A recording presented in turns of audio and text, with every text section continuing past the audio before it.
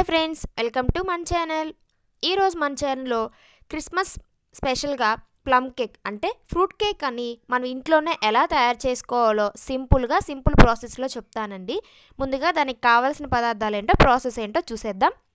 ముందుగా దానికి మనం డ్రై ఫ్రూట్స్, నట్స్, మనకి ఇష్టమైన డ్రై ఫ్రూట్స్ అన్నీ వేసుకోవచ్చు. నేను ఇక్కడ క్యాషూ, పిస్తా, బాదం, కిస్మిస్ మరియు చెర్రీస్ తీసుకున్నాను.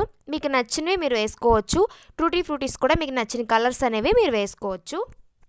ఇప్పుడు ఒక బౌల్ అనేది తీసుకొని మనం తీసుకున్నవన్నీ దానిలోకి వేసుకోవాలి. మీరు డేట్స్ కూడా యాడ్ చేసుకోవచ్చండి. మీకు ఏ సీడ్స్ కావాలన్నా కూడా యాడ్ చేసుకోవచ్చు. ఇప్పుడు ఫ్రెష్ ఆరెంజ్ జ్యూస్ అనేది తీసుకున్నాను.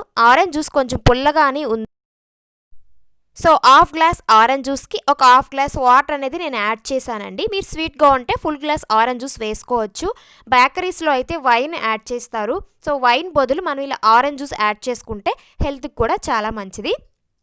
ఇప్పుడు ఆ డ్రై ఫ్రూట్స్ మరియు ఆ టూటీ ఫ్రూటీస్ అన్నిటిని కూడా అవి బాగా సోక్ కావాలి. అంటే మనకు టైం ఉంటే ఓవర్ నైట్ కూడా మనం సోక్ చేసుకోవచ్చు అండి. లేదు అంటే అట్లీస్ట్ 4 to 6 hours అయినా సరే అవి దానిలో బాగా నానాలి. ఇప్పుడు అవి నానుతూ ఉండగా మనము ఒక కడాయి పెట్టుకొని దానిలోకి ఒక 2 tablespoons స్పూన్స్ వరకు షుగర్ అనేది యాడ్ చేసుకోవాలి. అంటే మనం క్యారమిల్ అనేది మనం ప్రిపేర్ చేసుకుంటున్నాం. సో దానికోసం నేను ఒక 2 tablespoons స్పూన్స్ వరకు షుగర్ అనేది యాడ్ చేశాను. దానిలోకి ఒక 5 or 6 tablespoons వాటర్ అనేది వేసుకుంటే సరిపోతుంది. ఇప్పుడు కొంచెం బాగా కలుపుతూ ఉండాలి, లేదంటే పాకం అనేది అడుగంటుతుంది. సో దగ్గరగా వచ్చే వరకు బాగా కలుపుతూ ఉండండి. చూసారా, ఒక 5 minutes తర్వాత చూసినట్లయితే కలర్ అనేది కొంచెం చేంజ్ అవుతుంది. అలా ఆరెంజ్ కలర్లోకి వస్తుంది. చూడండి, పాకం అనేది అలా రావాలి. మరీ చిక్కగా వచ్చినా సరే మనకు అది ఆరే కొద్దీ షుగర్లా అయిపోతుంది. సో అలా వస్తే సరిపోతుంది. ఇప్పుడు స్టవ్ ఆఫ్ చేసుకొని పక్కన పెట్టుకొని ఒక బౌల్ అనేది తీసుకొని దానిలోకి ఒక కప్ షుగర్ పౌడర్ అనేది యాడ్ చేసుకోవాలి. మీరు ఇక్కడ షుగర్ ప్లేస్లో బ్రౌన్ షుగర్ కూడా తీసుకోవచ్చు. ఒక హాఫ్ కప్ షుగర్ అనేది మిక్సీ వేసుకుంటే ఒక 1 cup వరకు షుగర్ పౌడర్ అనేది వచ్చేస్తుంది. సో ఆ షుగర్ పౌడర్ అనేది ఆ బౌల్లోకి యాడ్ చేసుకోవాలి.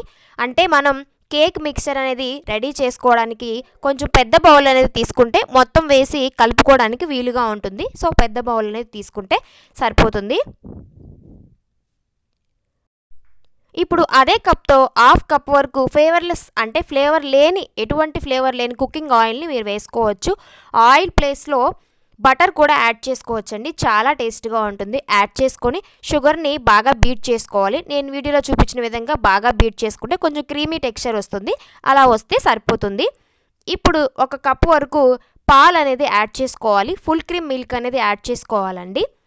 అవి పచ్చి పాలైనా యాడ్ చేసుకోవచ్చు, కాచి చల్లార్చిన పాలైనా కూడా యాడ్ చేసుకోవచ్చు. బాగా బీట్ చేసుకోవాలి.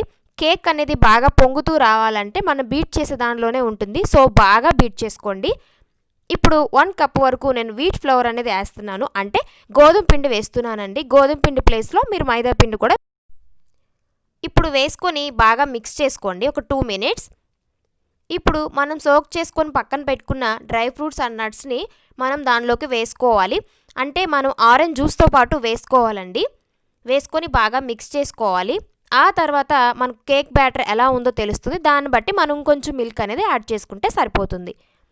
చూసారా, ఆ విధంగా మిక్స్ చేసుకోవాలి. మరీ పల్చగాను ఉండకూడదు, మరీ చిక్కగాను ఉండకూడదండి. అంటే ఇప్పుడు మనం నార్మల్గా దోశకి ఎలా అయితే వేస్తామో దాని మీద కొంచెం చిక్కగా ఉంటే సరిపోతుంది. ఇప్పుడు మనం ప్రిపేర్ చేసుకుని పక్కన పెట్టుకున్న క్యారమిల్ అనేది నేను దానిలో యాడ్ చేశానండి.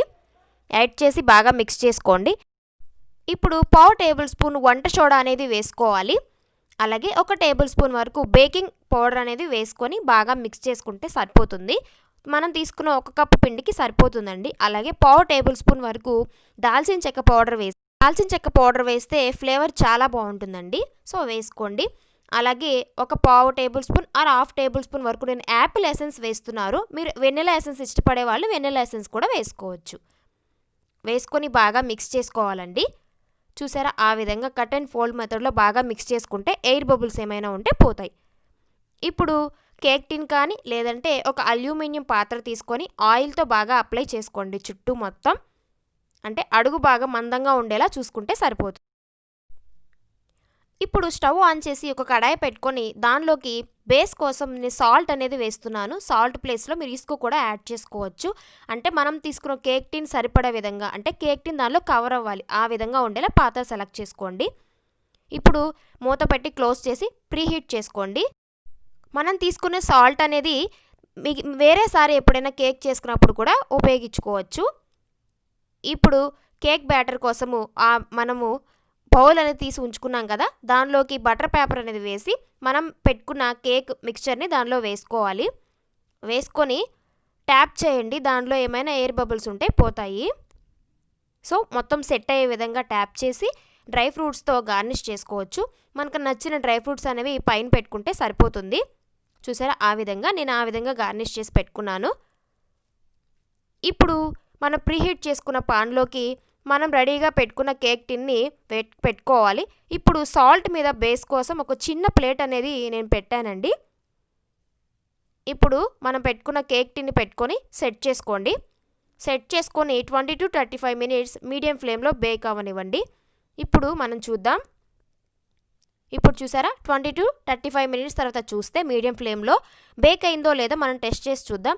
ఒక టూత్ పిక్ కానీ లేదంటే ఒక చిన్న పుల్ల లాంటిది తీసుకొని మీరు గుచ్చి చూసినట్లయితే దానికి ఏమీ అంటుకోలేదు అంటే కరెక్ట్గా కేక్ అనేది బేక్ అయినట్టే. లేదు కొంచెం పిండిగా ఉంది అంటే ఇంకొక 5 minutes సిమ్లో పెట్టి బేక్ చేసుకోండి.